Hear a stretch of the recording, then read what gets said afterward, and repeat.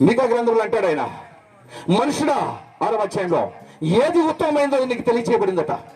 న్యాయంగా నడుచుకుంటూ కనికరమును ప్రేమించుటయు దీన మనసు కలిగి ప్రవర్తించు. ఇంతే కదా నిన్ను అడిగింది. నీ దేవుడు ఇంకేమైనా అడిగాడా?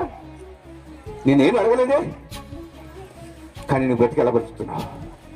పేరుకు మాత్రం క్రైస్తవుడు అని చెప్పుకొని క్రీస్తుకు అవమానం తెచ్చే విధంగా బ్రతుకుతాం. నీకు న్యాయమా?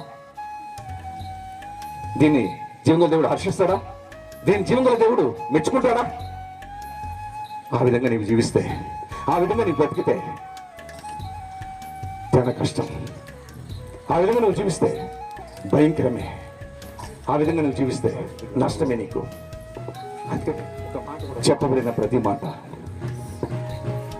నీవు తండ్రి చిత్తాన్ని నెరవేర్చేవారిగా ఈరోజు ఉంటే నువ్వు తండ్రిడు.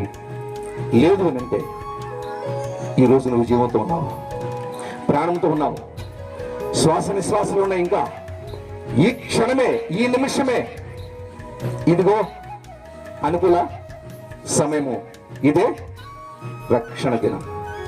ఈరోజే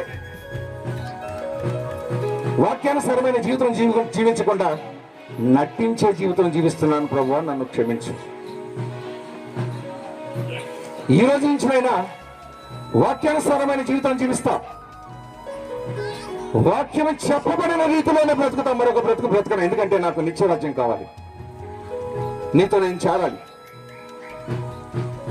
అనేటువంటి తీర్మానం తీసుకుంటే ఇదే అనుకూల సమయం, ఇదే రక్షణ దినం. చేసినవన్నీ ఒప్పుకొని విడిచిపెట్టి ఆయన దగ్గరకు వస్తే నిత్య జీవం ఉంది.